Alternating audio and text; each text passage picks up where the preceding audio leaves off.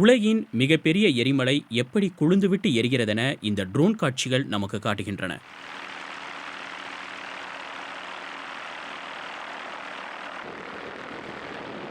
அமெரிக்க மாகாணமான ஹவாயில் மவுனாலோவா எரிமலை இருக்கிறது. இதுதான் உலகிலேயே மிகப்பெரிய கொதிப்புடன் இருக்கும் எரிமலையாகும்.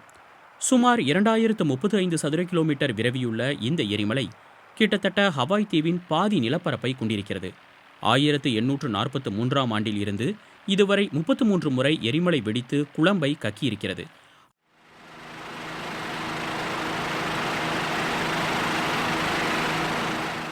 ஆனால் கிட்டத்தட்ட 40 ஆண்டுகளில் இப்போதுதான் இந்த எரிமலை வெடித்துள்ளது.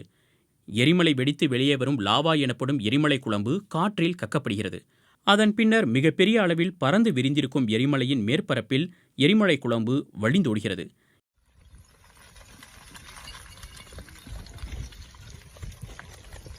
இந்த எரிமலை வெடிப்பால் அந்த பகுதியில் உள்ள மற்ற நிலங்களுக்கு எந்த பாதிப்பும் இல்லை என உள்ளூர் அதிகாரிகள் கூறுகிறார்கள்.